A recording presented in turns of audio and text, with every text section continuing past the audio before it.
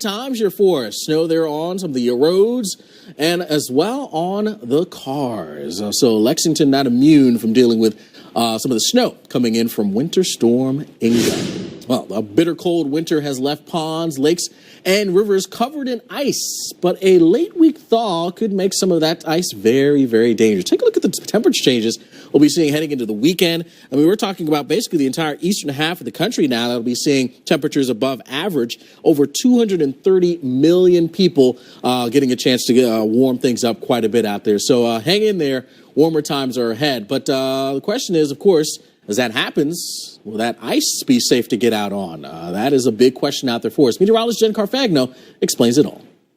Oh, nothing like enjoying a day on the lake, and I mean on the lake. A frozen lake can provide plenty of opportunities for good times. But if you don't pay attention to how thick the ice is, it can be a recipe for disaster.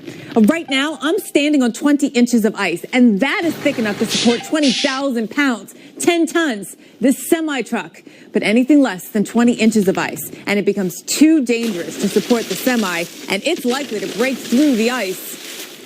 Now, what about driving your family car onto the ice? You need at least 9 inches of ice to make sure it's safe for your sedan. Anything less than that, and it's too thin, and best to avoid the icy drive. Otherwise, this may happen. What about your snowmobile? It doesn't weigh as much as your car, but you still need at least 5 inches of ice to keep the good times going out here on a frozen lake. Anything less, and this dangerous situation can happen even when you're on a snowmobile. Let's bring out our ice test dummy next. As he gets farther and farther away from the shore, the ice gets thinner and thinner. And once that ice is thinner than just 2 inches, it can no longer support the weight of a man. Once you fall through the ice, you are in a very dangerous situation. So take caution when going out on the ice. Make sure you know its limits. This rule of thumb: thick and blue, tried and true. Thin and crispy, way too risky. When in doubt, don't go out. Now I better get out of here before the ice gets any thinner. Some of Alex Wallace's favorite rhymes right there. Ask him on Twitter. He loves them. In any case, time for the winter weather update here with storm specialist Carl Parker. And Carl, cold for now. We just heard from Alex that it's going to be warming up across the eastern two-thirds. But you can't have winter weather without cold, and that's certainly in place. Yeah, we've got a lot of it right now, but it is going to be going away. We're going to see a really profound warm-up across the central plains later this week. And so all of what's going on now across the southern plains and the southeast, that's all going to be gone by the end of the week. We're going to be talking about temperatures near 70 in Houston, warming up into the 60s across a lot of the southeast.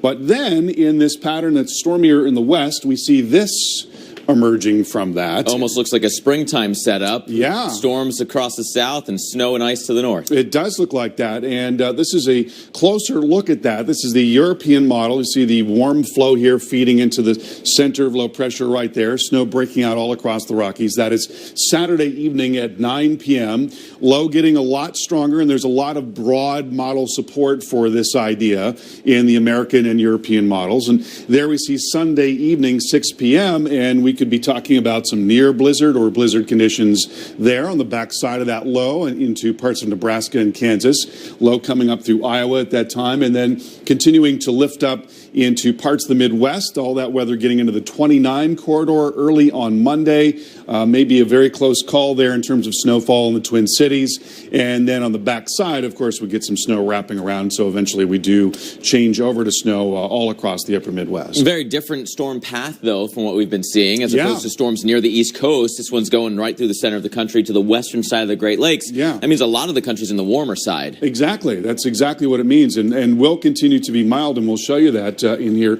in just a moment. Now, let's take that out even a little farther. Okay. And so here we go for the storm, with the storm on Monday lifting up into the northeast. Mild again for the east, but maybe another little cold wave coming in behind that. Looks like that ridging wants to build back. A lot to follow, Carl.